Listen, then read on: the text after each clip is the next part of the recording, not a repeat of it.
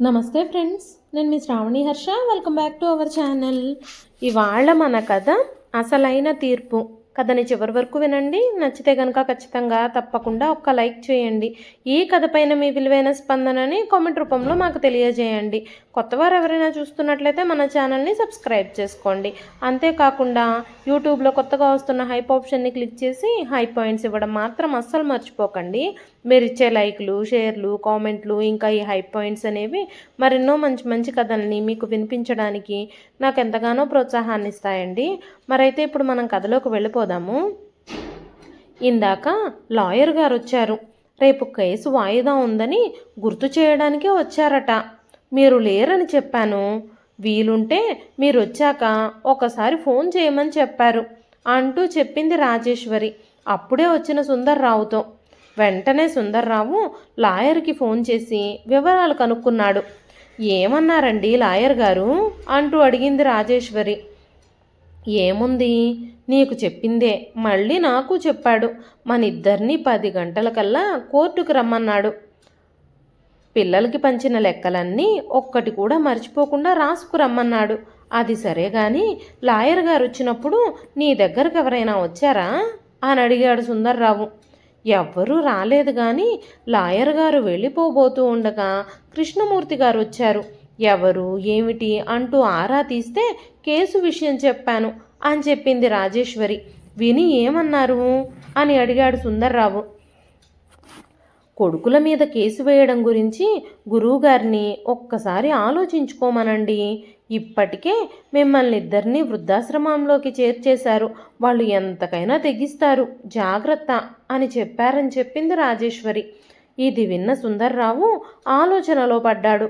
Sundar Rao school టీచర్గా పనిచేసి retired అయ్యాడు. తన జాగ్రత్తతో, తెలివితో తన జీతంలో కొంచెం కొంచెం కూడబెట్టి రిటైర్మెంట్ టైం నాటికి ఏ స్కూల్ టీచరు సంపాదించినంత సంపాదించాడు.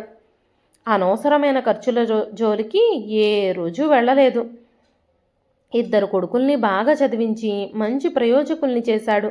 మంచి స్టేటస్ ఉన్న సంబంధాలు కూడా చూసి పెళ్ళిళ్ళు చేశాడు. ఎప్పుడో పోయిన తర్వాత తన ఆస్తి కొడుకులకి అందడం కన్నా ఇప్పుడే అవసరమైనప్పుడే ఆస్తి పంచివ్వడం మంచిది అని ఆలోచించి ఆస్తి మొత్తం కొడుకులకి పంచిచ్చేశాడు. ఆస్తి పంచిన తర్వాత తను ఎంత పొరపాటు చేశాడో తెలిసొచ్చింది సుందర్రావుకి. ఆస్తి పంపకాలైన తర్వాత కొడుకుల అసలు రంగులు బయటపడ్డాయి. తల్లిదండ్రుల్ని తమ వద్ద ఉంచుకోవడానికి కొడుకులు వంతులు వేసుకోవడం సుందర్రావుకి రుచించలేదు. అందుకే అవస్థలు పడుతూ కొడుకుల దగ్గరే ఉండే కన్నా వచ్చే పెన్షన్తో ఏదో ఒక వృద్ధాశ్రమంలో ఉందామని రాజేశ్వరికి నచ్చజెప్పి ఇదిగో కృష్ణమూర్తి నడిపే వృద్ధాశ్రమంలో ఉంటున్నారు వాళ్ళిద్దరూ. వాళ్ళు ఆశ్రమంలో ఉంటున్నారు అనడం కన్నా పిల్లల చేత ఉంచబడ్డారు అనడం సమంజసమేమో. సమయానుకూలంగా టిఫిన్లు, భోజనాలు అందుతున్నాయి.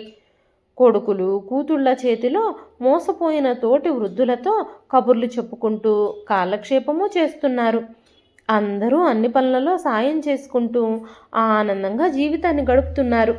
ఆ ఆనందం వెనుక వాళ్ళు పైకి చెప్పుకోలేని మానసిక క్షోభ, తమ రక్తం పంచుకుని పుట్టిన నరరూప రాక్షసుల కరుడు కట్టిన మానవతారహిత హృదయాలు ఉన్నాయి. కానీ అవి పైకి కనిపించనీయకుండా అందరూ బాగా నటిస్తూ కాలాన్ని గడిపేస్తున్నారు. ఎంతోమంది విద్యార్థుల మనసులు చదివిన సుందర్రావుకి కన్న పిల్లల చేత వెలివేయబడిన వయోవృద్ధులను అర్థం చేసుకోవడం తేలికే అయ్యింది. అందరూ తనలాగే పిల్లల చేతిలో ఓడిపోయారని తెలిసి రక్తం ఉడికిపోయింది.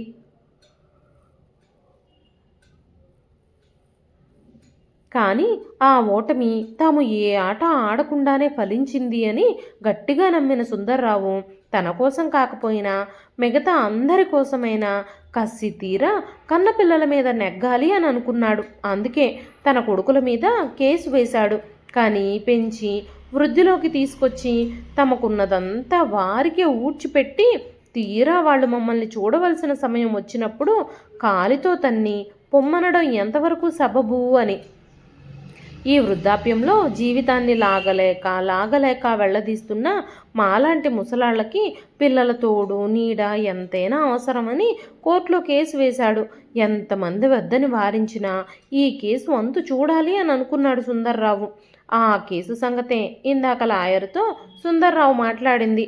కోర్టులోనికి రాగానే తండ్రి కేసి కసిగా చూస్తున్నారు కొడుకులిద్దరూ. తమ మీద ఏం కక్ష సాధిస్తావు అని వ్యంగ్యంగా ఒక నవ్వు విసిరి చూస్తున్నారు. అవేవి తనకి పట్టనట్టు కూర్చున్నాడు సుందర్రావు. జడ్జి గారు రాగానే కేసు వాదన ప్రారంభించమన్నారు.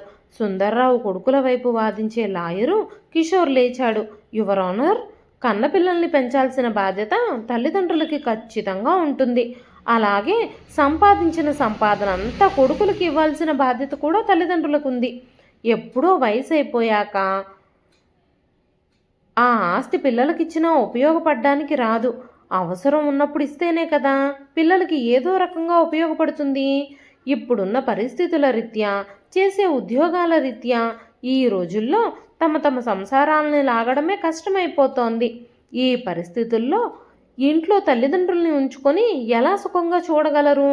అందుకే నా క్లయింట్లు తమ తల్లిదండ్రుల్ని తమ వద్ద ఉంచుకొని కష్టపెట్టే కన్నా వాళ్ళని మంచి వృద్ధాశ్రమంలో ఉంచి సంతోషంగా చూసుకోవాలి అని అనుకున్నారు. దీనికే వాళ్ళేదో తప్పు చేసిన వాళ్ళలాగా నా క్లయింట్లను ముద్దాయిల్లాగా చూసి కేసు పెట్టి వేధిస్తున్నారు ఈ సుందర్రావు గారు. మా క్లయింట్లు ఉన్నతమైన ఉద్యోగాలు చేసుకుంటున్నారు. చీటికి మాటికి ఇలా కేసులతో కోర్టు గుమ్మం ఎక్కితే వాళ్ళకి పరువుకి భంగం కలుగుతుంది యువర్ ఆనర్. అందుకే ఈ కేసును తగు విధంగా చర్చించి సరైన తీర్పు ఇవ్వవలసిందిగా కోరుతున్నాను యువర్ ఆనర్ అని తన వాదన వినిపించాడు కిషోర్. జడ్జి ప్రతివాదన వినిపించమనగానే సుందర్రావు తరపు లాయర్ విశ్వనాథన్ లేచాడు. యువర్ ఆనర్, చిన్నప్పటి నుంచి కానీ పెంచి పెద్ద ఉన్నత స్థాయికి తీసుకొచ్చిన కొడుకుల దగ్గర వృద్ధాప్యంలో ఉండాలనుకోవడం తప్పు కాదు కదా యువర్ ఆనర్. ఈ వయసుడిగిన వయసులో ఎవరి ఆధారము లేకుండా ఎలా ఉండగలరు? ఉన్నదంతా ఊడ్చి కన్నపిల్లలకి ఇచ్చేసి ఈ ముసలాళ్ళు ఎలా జీవితాన్ని లాగగలరు యువర్ ఆనర్? వీళ్ళకి పెళ్ళయ్యేంత వరకు కంటికి రెప్పలా చూసుకుని పెళ్ళయిన తర్వాత తమ దగ్గర ఉన్నది మొత్తం ఇచ్చేసిన ఈ తల్లిదండ్రుల్ని ఇప్పుడు జాగ్రత్తగా చూసుకోవాల్సిన బాధ్యత ఖచ్చితంగా కొడుకులుగా వీళ్ళకుంటుంది కదా. ఆ బాధ్యత మరిచిన కొడుకుల మీద నా క్లయింట్ కేసు వేశారు. దట్స్ ఆల్ యువర్ ఆనర్ అని వాదించాడు విశ్వనాథం. దీనికి మీ నుండి సమాధానం ఏమిటి అని కిషోర్ని జడ్జి అడగగానే కిషోర్ లేచాడు. యువర్ ఆనర్, ఇదంతా సుందర్రావు గారు నా క్లయింట్ల మీద చేస్తున్న అనవసరపు రాద్ధాంతం. ఒక్కసారి ఆస్తి వాళ్ళ పేరు మీద రాసిన తర్వాత మరలా తిరిగి తనకు ఎలా రాయమంటారు? ఇది ఆయన తెలివి ఉండగానే రాసిన వీలునామాయే కదా. మరలా తిరిగి రాసిమ్మని కోర్టు గుమ్మం ఎక్కారు అంటే వారి మానసిక స్థితి గురించి ఆలోచించాల్సిన అవసరం ఉంది యువర్ ఆనర్. మీరే దీని మీద సమగ్ర విచారణ జరిపి మా క్లయింట్లకు న్యాయం చేయవలసిందిగా కోరుకుంటున్నాను యువర్ ఆనర్ అని తన వాదన వినిపించాడు కిషోర్. దీనికి మీ సమాధానం ఏమిటి అని విశ్వనాథాన్ని అడిగాడు జడ్జి. విశ్వనాథన్ లేచే లోపలే సుందర్రావు లేచాడు. నా మనోవేదనను నేను మాత్రమే చెప్పుకోగలను సార్. నా బాధని చెప్పుకునేందుకు నాకు ఒక్క అవకాశం ఇవ్వండి జడ్జి గారు అని అడిగాడు సుందర్రావు. మీరు ఏం చెప్పదలుచుకున్నా ఈ బోన్లోకి వచ్చి చెప్పండి అన్నాడు జడ్జి. సార్, నేను నా కొడుకులకి, అదే సార్ ఈ రాక్షసులకి నేను పంచి ఇచ్చినది నాకు తరతరాలుగా వచ్చిన ఆస్తి కానే కాదు సార్. నేను ఒక్కొక్క పైసా కూడబెట్టి సంపాదించిన ఆస్తది. ఇది నా ఒక్కడి రెక్కల కష్టార్జితం సార్. నా చెమట కంపుతో పోగుబడిన పచ్చ కాగితాల సంపద సార్. ఇందాక సదరు లాయర్ గారు నేను తెలివి ఉండగానే రాసిన వీలునామా అని అన్నారు. అవును సార్, నాకు తెలివి ఉండగానే ఈ మూర్ఖులకి నా ఆస్తంతా రాసిచ్చాను. కానీ నేను ఎంత తప్పు చేశానో ఆ తర్వాత కానీ తెలిసి రాలేదు నాకు. ఇప్పుడు అదే తెలివితో నా ఆస్తి నాకు కావాలి అని కేసు పెట్టాను సార్. కాలు చెయ్యి మూలపడిన తర్వాత ప్రతి మనిషి చంటి పిల్లాడే అవుతాడు సార్. వీళ్ళు చిన్నప్పుడు నడిస్తే ఎక్కడ కందిపోతారో అని మేము కంటికి రెప్పలా చూడలేదా? ఇప్పుడు మమ్మల్ని చూడాల్సిన టైం వచ్చినప్పుడు వీళ్ళు ఎందుకు చూడరు? మమ్మల్ని చూడాల్సిన సమయంలో సంపాదన, పని ఒత్తిడి, చాలీ చాలని జీతాలు అని వంకలు చెప్పి వంతులుగా మమ్మల్ని అంగట్లో సరుకుల్లాగా పంచుకుంటున్నారే, వీళ్ళని పెంచి పెద్ద చేసి ఇంతటి ప్రయోజకుల్ని చేయడానికి మేము ఎన్ని పూటలు పస్తులున్నాం సార్. వీళ్ళిప్పుడు మమ్మల్ని భారంగా అనాథల్లాగా వృద్ధాశ్రమంలో వదిలేశారే, అప్పుడు మేం కూడా పెంచలేక వీళ్ళని అనాథ శిశువుల్లాగా ఏ పెంట కుప్పల మీదనో వదిలేసి ఉండుంటే వీళ్ళ పరిస్థితి ఏమై ఉండేది సార్? ఇది నా ఒక్కడి ఆవేదనే కాదు సార్, నాలాగా కన్న పిల్లల చేతిలో అతి ఘోరంగా ఓడిపోయిన ప్రతి తల్లి ప్రతి తండ్రి ఆవేదన సార్. తమకు తాము స్వచ్ఛందంగా కన్నబిడ్డల దగ్గర తాకట్టు పెట్టుకుని జీవన్మృతుల్లా కాలాన్ని వెళ్లదీస్తున్న అభాగ్యుల ఆత్మకోశ సార్. వీళ్ళు కన్నవాళ్ళ నుంచి వచ్చిన ఆస్తికి వారసులమని అంటారు కదా సార్. మరి కనీ పెంచి అభివృద్ధిలోకి తీసుకువచ్చిన తల్లిదండ్రుల అవసాన దశలో వారి పూర్తి బాధ్యత కన్నబిడ్డలదే కదా సార్. కన్నబిడ్డలు ఈ దశలో చూడక ఇదిగో ఈ వయసులో ఇక్కడ ఉన్న ముసలి వాళ్లను ఈ వృద్ధాశ్రమాలు అక్కున చేర్చుకుంటున్నాయి సార్. ఆ మాత్రం అనురాగం ఆప్యాయతలు వీళ్ళు చూపించలేకపోయారా? అందుకే కావాలనే వీళ్ళకి తెలిసి రావాలనే మళ్ళీ నా ఆస్తి నాకు కావాలని కేసు వేశాను. మీరే దయచేసి ఈ కేసును క్షుణ్ణంగా పరిశీలించి మాకు న్యాయం చేయాలని కోరుకుంటున్నాను సార్ అని తన వాదన వినిపించాడు సుందర్రావు. కేసు పూర్వపరాలు పరిశీలించిన తర్వాత తన స్వార్జితాన్ని ఎవ్వరికైనా ఎప్పుడైనా రాసివచ్చు. అలాగే కన్ని తల్లిదండ్రుల్ని చూసుకోవాల్సిన బాధ్యత కన్న పిల్లలకి ఖచ్చితంగా ఉంటుంది.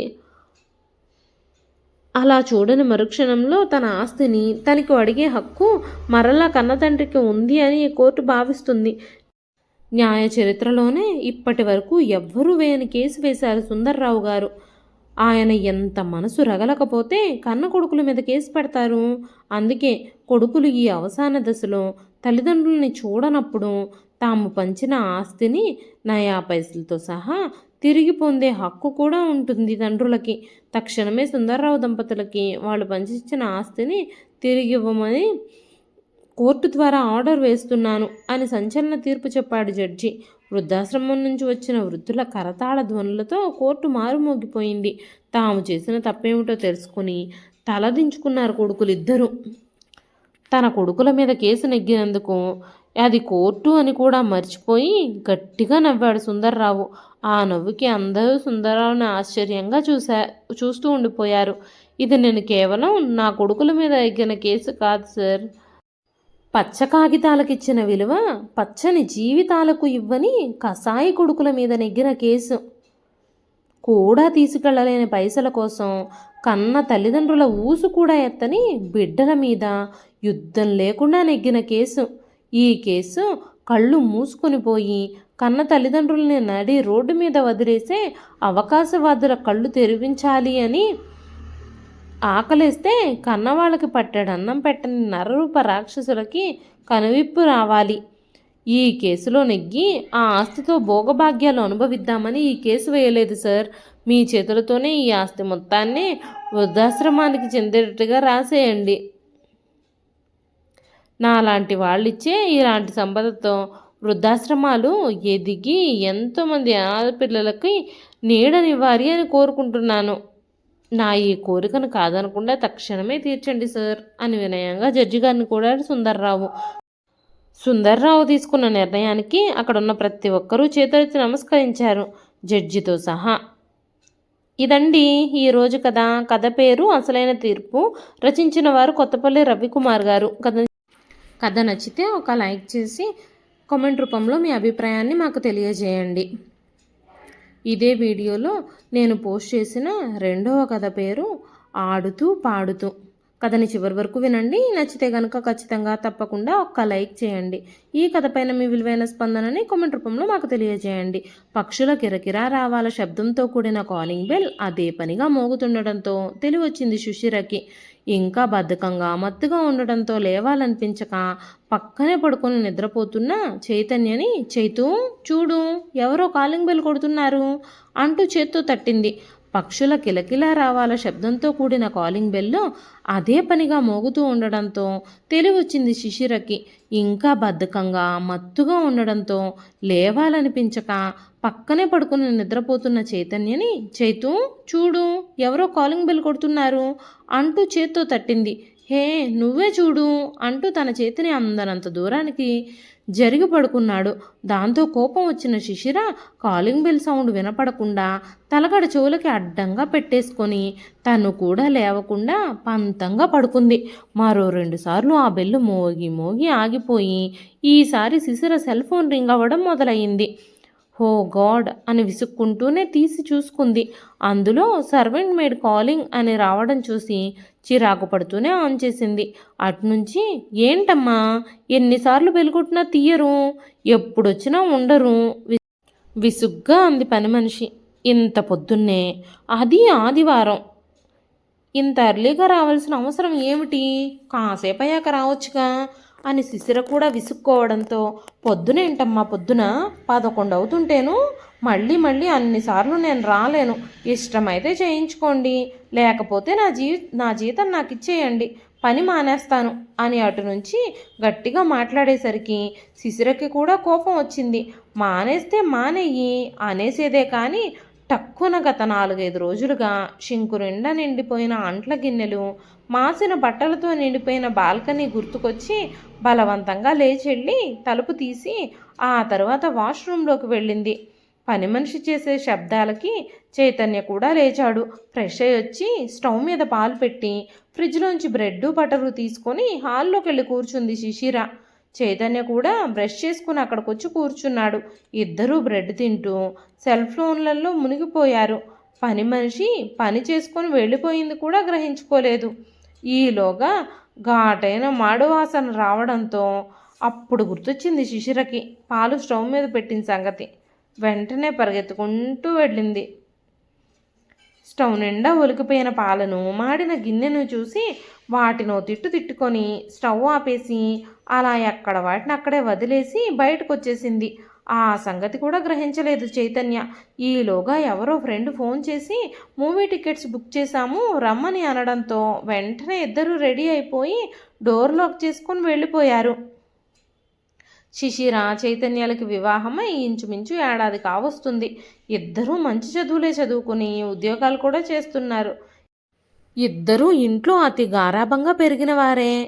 కావలసినట్టుంటూ కావాల్సింది తింటూ వీకెండ్స్ పార్టీలతో ఫ్రెండ్స్తో ఎంజాయ్ చేయడమే వాళ్ళకు తెలిసిన జీవితం. అయితే రోజులు ఎప్పుడూ ఒకేలా ఉండవు కదా. అవి నడుస్తూ తెలియని వాళ్ళకి అన్నీ తెలియజెప్తూ జీవితంలో రకరకాల కోణాలని స్పృశింపజేస్తాయి. ఎప్పటిలాగే ఒక వీకెండ్ లేట్ నైట్ పార్టీలో ఎంజాయ్ చేసి వచ్చి పడుకున్నారు ఇద్దరు. మరక్కడ ఫుడ్లో తేడా వచ్చిందో ఏమో కానీ తెల్లారేసరికి ఇద్దరికీ వాంతులు విరోచనాలు పట్టుకున్నాయి. అవి అంతకంతకీ పెరిగి ఇద్దరూ హాస్పిటల్లో అడ్మిట్ కావాల్సి వచ్చింది. విషయం తెలిసి ఇద్దరి తల్లిదండ్రులు వెంటనే బయలుదేరి వచ్చేశారు.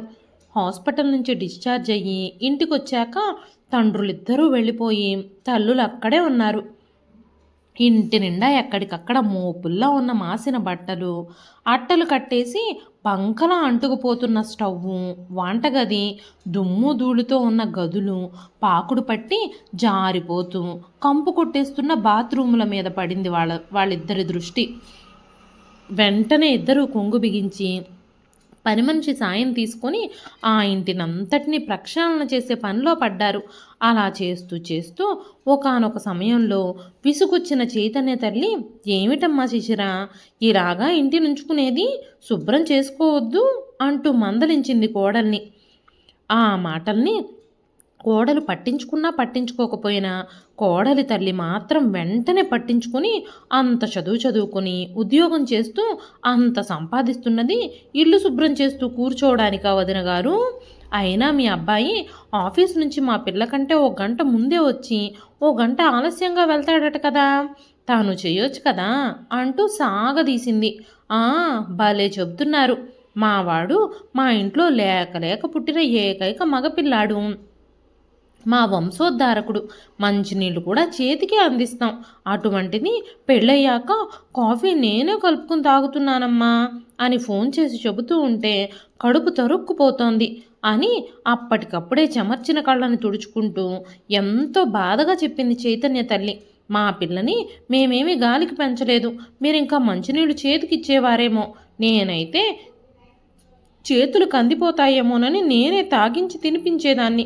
అలాంటిది మొన్నోసారి ఫోన్ చేసి దోశలు వేస్తుంటే చెయ్యి కాలిందమ్మా అంటూ చెప్పేసరికి నా గుండె కోసేసినంత పని అయింది. ఏ స్విగ్గీలోనో ఆర్డర్ పెట్టుకోక అంత ఉద్యోగం చేస్తూ కూడా దోశలు పోసుకుంటూ చేతులు కాల్చుకోవాల్సిన కర్మ నీకేమిటి అంటూ రోజల్లా తిడుతూనే ఉన్నాను అంటూ శిశిర తల్లి ఒక్కింత ఎక్కువే చేసి చెప్పింది.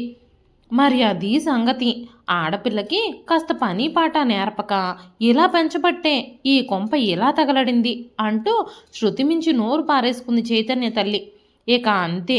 ఏమిటి వదిన గారు, నా పెంపకాన్నే ఎత్తి చూపుతున్నారు? చదువుకునే రోజుల్లోనే మీ కూతురు ఎవడితోనూ లేచిపోయింది అన్న విషయం మాకు తెలియదు అనుకోకండి. మరి మీ పెంపకాన్ని ఏమనుకోవాలి? అన్నీ తెలిసి ఈ సంబంధం కలుపుకున్నందుకు మా చెప్పుతో మేమే కొట్టుకోవాలి అనేసింది శిశిర తల్లి. దాంతో చైతన్య తల్లి, ఎప్పుడో 10 ఏళ్ల క్రితం జరిగిన దాన్ని ఇప్పుడు తోడుతున్నారా మీరు? అలా చూసుకుంటే మీ శిశిరకు కూడా మావాడి కన్నా ముందే ఎంగేజ్మెంట్ అయ్యిందని, వాడితో కొన్నాళ్ళు తిరిగిందని, అక్కడ వ్యవహారం చెడి మా దగ్గరకు వచ్చారని తెలిసి మరీ చేసుకున్నాం మేం కూడా. అందుకు మాకు ఈ శాస్తి జరగాల్సిందే అంటూ తోక తొక్కిన త్రాచెల్లే లేచింది. ఇలా ఇద్దరూ శృతిమించిపోతూ ఉండడంతో అటు చైతన్య శిశిర కూడా అంత నీరసంలోనూ లేచొచ్చి ఎవరి తల్లిని వాళ్ళు చెరో గదిలోకి లాక్కెళ్ళిపోయారు. ఇక అప్పటినుంచి ఆ ఇద్దరి తల్లుల మధ్య మాటల యుద్ధం మొదలయ్యింది. అది రోజు రోజుకి పెరిగిపోతూనే ఉంది. బాబు చైతన్య, కొంచెం అదందుకో ఇదందుకో అంటూ అతని తల్లి చూస్తూ ఉండగానే పని చెబుతూ శిశిర తల్లి రెచ్చగొడుతూ ఉంటే దానికి ప్రతీకారంగా, అమ్మ శిశిర, కాస్త ఈ కూర తరిగి పెట్టమ్మా, కాఫీ కలపమ్మా అంటూ చైతన్య తల్లి కోడలికి వాళ్ళమ్మ చూస్తూ ఉండగానే పనులు చెప్పి కక్ష తీర్చుకుంటూ ఉండేది. ఒకరోజు ఏదో ఆఫీస్ వర్క్ సీరియస్గా చేసుకుంటున్న చైతన్య దగ్గరికి శిశిర తల్లొచ్చి, బాబు చైతు, పొద్దున్న పని మనిషి రాలేదు, కాస్త వాషింగ్ మిషన్లో బట్టలు వేసేయి అంటూ చెప్పింది. అది విన్న చైతన్య తల్లి, ఇంట్లో ఇంతమంది ఆడవాళ్ళం ఉంటే పనిమాల వెళ్ళి అల్లుడికి బట్టలు ఉతకమని చెబుతావా? నువ్వు అసలు ఆడదానివేనా అంటూ శివాలెత్తేసింది. అసలే కొద్ది రోజులు లీవ్లో ఉండిపోవడంతో ఆఫీస్ వర్క్ ఎక్కువయ్యి చిరాకులో ఉన్నాడేమో. చైతన్యకి కూడా అత్తగారి ధోరణి కోపాన్ని తెచ్చిపెట్టింది. సర్లే, పెద్దవాళ్ళు ఏమైనా అంటే శిశిర ఫీల్ అవుతుంది అని ఊరుకుంటూ ఉంటే మీరు చాలా ఎక్కువ చేస్తున్నారా ఆంటీ? ఇక మీదట ఏ పనులు చెప్పాలి అనుకున్నా మీ అమ్మాయికి చెప్పండి, నాకు కాదు అంటూ చాలా సీరియస్గా చెప్పేశాడు. ఎప్పుడూ ఎదురు మాట్లాడని అల్లుడు అలా అనేసరికి ఒక్కసారిగా తెల్లబోయింది శిశిర తల్లి. అది అలా బుద్ధొచ్చేలా గడ్డిపెట్టు బాబు అంది ఆనందంగా చైతన్య తల్లి. ఏంటాంటీ, మా అమ్మను పట్టుకొని అలా అంటున్నారు? ఏం, మీరు నాకు పని చెప్పగాలేంది మీ అబ్బాయికి మా అమ్మ చెప్తే మీకు రోషం వచ్చేసిందా? అప్పటి వరకు వేరే గదిలో ఉన్న శిశిర వచ్చి విసురుగా అంది. అదేమిటి, మీ అమ్మకు లేకపోతే పోయే, నీకు కూడా లేదా? నువ్వు కట్టుకున్న మొగుడి మీద గౌరవము? వాడిని చులకనగా చూస్తూ ఉంటే మందలించాల్సింది పోయి మీ అమ్మను వెనకేసుకొస్తావా అంటూ కోడలి మీద విరుచుకుపడింది చైతన్య తల్లి. చిన్నప్పటి నుండి పెంచి పెద్ద చేసి నా బాగోగులు చూసిన మా అమ్మను వెనకేసుకుని రాకపోతే నిన్నగాక మొన్నొచ్చిన మీ అబ్బాయిని మిమ్మల్ని వెనకేసుకొస్తానా అంటూ శిశిర కూడా అత్తగారి మీదే అరిచింది. నువ్వు మీ అమ్మని వెనకేసుకొచ్చి ఆవిడ మాటే వింటే ఇక మీ కాపురం తగలన్నట్టే అంది చైతన్య తల్లి. నాకు మా అమ్మే ముఖ్యం, తన మాటే వింటాను, ఆ తర్వాతే ఏదైనా అంటూ తెగేసి చెప్పేసింది శిశిర. అది విన్న చైతన్య, నీకు మీ అమ్మ ముఖ్యమైతే నాకు మా అమ్మే ముఖ్యం, నాకు తన తర్వాతే ఎవరైనా అంటూ మొండిగా మాట్లాడాడు. కొడుకిచ్చిన సపోర్ట్తో రెచ్చిపోయిన అతని తల్లి, విన్నావుగా మా అబ్బాయి మాట, వాడికి తగినంత గౌరవం ఇచ్చి వంట వార్పు చేసుకుంటూ ఇక నుంచైనా బాధ్యతగా సంసారపక్షంగా ఉంటేనే నీకు ఈ ఇంట్లో స్థానం, లేదంటే ఇప్పుడే మీ అమ్మతో పాటు ఈ ఇంటి నుంచి వెళ్ళిపో అనేసింది. అది విన్న శిశిర తల్లి, ఎవరింట్లోంచి ఎవరిని వెళ్ళమంటున్నావు మహాతల్లి? ఈ ఫ్లాటు మా అమ్మాయిది, మా అమ్మాయి దాని సంపాదనతోనే కొన్నది, నీ కొడుకుది కాదు, అది తెలుసుకో ముందు. మా అమ్మాయి ఆఫీస్కి వెళ్ళి రావడం తప్ప ఇంట్లో ఏ పని చెయ్యలేదు కూడా. ఇంట్లో అన్ని పనులు తనే చూసుకుంటూ మా అమ్మాయిని అపురూపంగా చూసుకుంటానని మీ అబ్బాయి మాటిస్తేనే ఇక మీదట ఈ బంధం కొనసాగేది. అలా కుదరదనుకుంటే తక్షణమే మీ తల్లి కొడుకులిద్దరూ ఇంట్లోంచి వెళ్ళండి అంటూ హుకుము జారీ చేసేసింది శిశిర తల్లి. ఆవిడ మాటలు విని నిర్ఘాంతపోయాడు చైతన్య. పెళ్ళైన కొత్తలో ఈ ఫ్లాటు శిశిర కొనడానికి సిద్ధపడితే నేనుండి నేనేదో ఆశించాను అనుకుని మీ వాళ్ళంతా తప్పుగా అనుకుంటారు. నువ్వు కొనొద్దు అని వారిస్తే ఇంకా నీ అనుకోవడం ఏమిటి? అంతా మనిద్దరిది. అయినా ఫ్లాట్ కొన్నామని అందరికీ చెబుదాము, ఎవరి డబ్బుతో కొన్నామనేది మనిద్దరి మధ్యలోనే ఉంచుకుందాము అంటూ అప్పట్లో శిశిర చెప్పిన మాటలు గుర్తుకొచ్చాయి చైతన్యకి. ఎవ్వరికీ చెప్పమని తనతో అబద్ధం చెప్పి తన తల్లితో అంతా చెప్పిందన్నమాట అని గ్రహించిన చైతన్యకి తన తల్లి మాటల్లో పూర్తి న్యాయం ఉంది అనిపించేసింది. ఇంతకాలం శిశిర, ఆమె తల్లి తనను వెర్రి వాజమ్మగా లెక్క కట్టారని భావించి శిశిరను అసహ్యించుకొని ఆ క్షణంలోనే తన తల్లిని తీసుకొని ఆ ఇంట్లోంచి వెళ్ళిపోయాడు. ఒక 6 నెలలు ఆ ఇంటి మీద కాకి ఈ ఇంటి మీద వాలలేదు. మొదట్లో కొద్ది రోజులు రిలీఫ్గాను ప్రశాంతంగాను అనిపించిన రాను రాను చైతన్య శిశిర ఇద్దరిలోనూ అంతర్మదనం మొదలైంది. అలాగని ఓ మెట్టు దిగితే అవతలి వాళ్ళకి లోకువైపోతామేమో అనే అహం కూడా అడ్డొచ్చింది. దానికి తోడు అటు ఇటు బంధువులలో గుసగుసలు ఆరాలు మొదలయ్యాయి.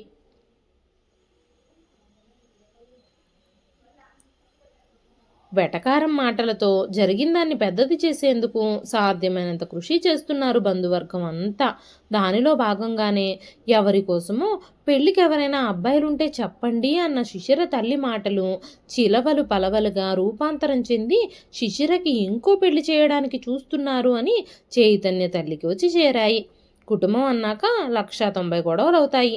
ఈ మాత్రానికే విడాకులు తీసుకొని ఇంకో పెళ్లి చేస్తాం అనుకుంటున్నారా ఎవరైనా అంటూ ఈవిడన్న మాటలు వెళ్ళి వెళ్ళి మరో విధంగా చేరాయి శిశిర తల్లికి. అలా చినికి చినికి గాలి వానై ఆ వాన పెను తుఫానై ఆఖరికి ఇద్దరూ విడాకులు తీసుకుని శాశ్వతంగా విడిపోయేంత వరకు వచ్చింది. మీ పెళ్లి జరగడానికి ముందుగానే మీ ఇద్దరికీ నాతో బంధుత్వమే కాదు, ప్రత్యేకమైన అనుబంధం కూడా ఉంది. అసలు ఆ అనుబంధంతోనే మీ ఇద్దరూ ఒకటైతే బాగుంటుంది అని ఆశించి మీ పెద్దవాళ్లతో మాట్లాడి మీ పెళ్లి జరిపించాను. ఒక మంచి జంటని కలిపాను అనే ఆనందం పూర్తిగా ఆస్వాదించకుండానే ఇప్పుడు మీరిలా వాళ్ళ ద్వారా వీళ్ళ ద్వారా తెలిసి నమ్మలేక పరిగెట్టుకుని వచ్చాను. అసలు ఏం జరిగింది అంటూ అడిగింది శిశిరకు అక్క వరస, చైతన్యకు ఆఫీసులో సీనియర్ కూడా అయిన భార్గవి. ఎవరి కోణంలో వాళ్ళు జరిగిందంతా చెప్పుకొచ్చారిద్దరూ.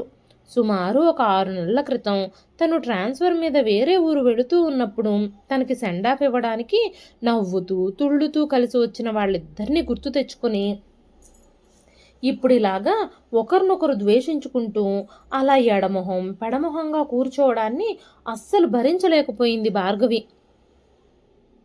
నా మాట మీద నా మీద గౌరవంతో పిలవగానే నా దగ్గరకు వచ్చారు. అలాగే రేపోసారి నా మాట విని నాతో రండి, ఒక దగ్గరికి తీసుకువెళతాను మీ ఇద్దరిని అంటూ చెప్పి వాళ్ళిద్దరినీ మర్నాడు సిటీకి దూరంగా ఉన్న ఒక ఫామ్ హౌస్కి తీసుకువెళ్ళింది. చుట్టూ రకరకాల పూల మొక్కలతో అందమైన లాను, ఆ లాన్ మధ్యలో కుటీరాన్ని తలపించే ఆకృతిలో ఉన్న ఒక చిన్న ఇల్లది. లాన్లోనే కబుర్లు చెప్పుకుంటూ కుర్చీలలో కూర్చునున్నారు ఒక వృద్ధ జంట. రండి రండి, మీకోసమే చూస్తున్నాం అంటూ వీళ్ళని నవ్వుతూ ఆహ్వానించారు. చుట్టూ ఆ పరిసరాలు చూడగానే కట్టుకునేలా ఉన్న ఆ వృద్ధ జంటని చూసిన శిశిర చైతన్యల మనస్సులు ఒక్కసారిగా ప్రశాంతంగా అయిపోయాయి. కాసేపు అక్కడే కూర్చుని మాట్లాడుకున్న తర్వాత లోపలికి వెళ్ళారంతా. ఆ పెద్దాయన లోపల కిచెన్లోకి వెళ్ళి అందరికీ వేడివేడిగా గుమ్మగుమ్మలాడే ఉప్మాని ప్లేట్లల్లో వేసి పట్టుకొచ్చి పెడితే ఆ పెద్దావిడ వెళ్ళి అందరికీ కాఫీ కలిపి తీసుకొచ్చింది. అయ్యో, మీ ఇద్దరికీ ఎందుకండి శ్రమ, నేను తెస్తాను అంటూ లేవబోతున్న భార్గవిని ఆ పెద్దావిడ, ఇందులో మాకెటువంటి శ్రమ లేదు, నువ్వు మొహమాట పడకుండా కూర్చుని తిను అంటూ కూర్చోబెట్టేసింది. అప్పుడే కాదు, ఆ తర్వాత లంచ్, ఆ తర్వాత గార్డెనింగు అన్నీ కూడా ఇద్దరూ కలిసి అసలు ఏమాత్రమూ శ్రమ లేకుండా ఒక క్రమ పద్ధతిలో ఓ అండర్స్టాండింగ్తో చేసుకుపోవడం చూసి చైతన్యకి, శిశిరకి ఆశ్చర్యం వేసింది. భార్గవి ఇక్కడికి రమ్మని ఎందుకు పిలిచిందో, తన ఉద్దేశం ఏమిటో, అసలు వీళ్ళు ఎవరో అంత అయోమయంగా అన్యమనస్కంగా ఆలోచిస్తూ కూర్చున్న ఇద్దరూ కాసేపట్లోనే వాళ్లతో మాట్లాడుతూ వాళ్ళు చేసే పనులు గమనిస్తూ రాను రాను సమయాన్నే మర్చిపోయారు. ఆ రాత్రి ఆరుబయట కూర్చొని శిశిర, చైతన్యలకి వీళ్ళిద్దరూ రిటైర్డ్ ప్రొఫెసర్సు. ఒకప్పుడు నేను వీళ్ళ స్టూడెంట్ని. వీళ్ళ నుండి నేను చదువు మాత్రమే కాదు, అంతకన్నా విలువైనవెన్నో నేర్చుకున్నాను. ఇంకా బాగా చెప్పాలంటే నా ఆరాధ్య దైవాలు వీళ్ళిద్దరూ. నా జీవితం ఎంతో ప్రశాంతంగా ఒక క్రమ పద్ధతిగా మారింది అంటే దానికి వీళ్లే కారణం. అనేక అలజడులతో, అపోహలతో ఉన్న మీ ఇద్దరిని ఇక్కడికి తీసుకొచ్చి వీళ్ళని చూపిస్తే మీకేమైనా మేలు జరుగుతుందేమో అని ఆశించి ఇక్కడికి తీసుకొచ్చాను. వీళ్ళిద్దరూ కూడా ఉన్నత విద్యావంతులు, మంచి హోదాలో ఉద్యోగాలు చేసిన వాళ్ళు. అది కూడా ఆ రోజుల్లో. ఆడపిల్లల్ని ప్రాథమిక విద్య చదివించని ఆ రోజుల్లో నేను ఇంత చదువుకుని ఉద్యోగం చేస్తూ కూడా ఇంటి పని, వంట పని చెయ్యాలా అని ఆవిడనుకున్నా. నేను మగాణ్ణి, నేనెందుకు ఇంట్లో పనులు చేయాలి, భార్యకెందుకు సహాయపడాలి అని ఆయన అనుకున్నా. ఈరోజు ఇద్దరూ ఇంత ఆనందంగా ఉండేవాళ్లే కాదు. వీళ్ళకి 3 పిల్లలు, అంతా మంచి మంచి పొజిషన్లో ఉన్నవాళ్లే. ఎప్పుడు కావాలంటే అప్పుడు వాళ్ళ దగ్గరకు వెళ్ళి వాళ్ళతో సరదాగా గడిపి వచ్చేస్తూ ఉంటారు. నేను, నా భర్త కూడా వీళ్ళని చూసి ఆ జీవనశైలినే అలవాటు చేసుకున్నాము. ఇప్పుడు మీ విషయాన్నే తీసుకుంటే మీ ఇద్దరి అవగాహన లోపం, మీ పెద్దవాళ్ళ తొందరపాటు తప్ప మీ ఇద్దరూ విడిపోయేంత భయంకర పరిస్థితులు మీ మధ్య ఏమీ లేవు. అతి గారాబం, సృజిమించిన మీ పేరెంట్స్ కేరింగ్తో కష్టపడే తత్వం మీలో లేకుండా పోయింది.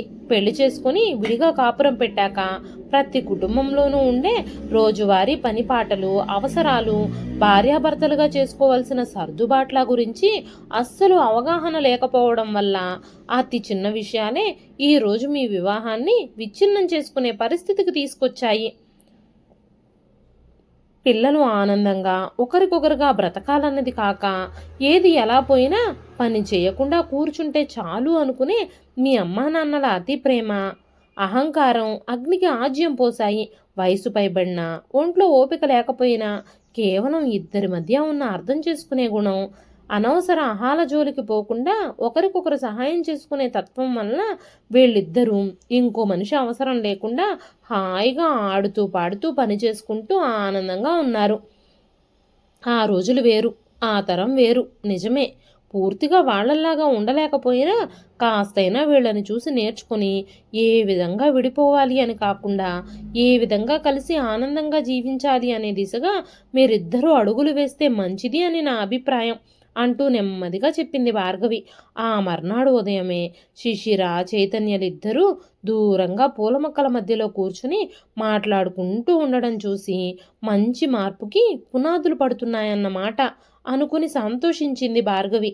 ఇదండి ఈరోజు కథ. ఈ కథ మీకు ఎలా అనిపించింది? కథ పేరు ఆడుతూ పాడుతూ. ఈ కథని రచించిన వారు జ్యోతి సుంకరణం. కథ నచ్చితే ఒక లైక్ చేయండి. ఈ కథ పైన మీ విలువైన స్పందనని కామెంట్ రూపంలో ఖచ్చితంగా మాకు తెలియజేయండి. మరెన్నో ఇలాంటి ఇంట్రెస్టింగ్ కథల కోసం మన ఛానల్ని సబ్స్క్రైబ్ చేసుకోండి. మరొక మంచి కథతో రేపు మళ్ళీ కలుస్తానండి. అంతవరకు సెలవు. ఉంటానండి.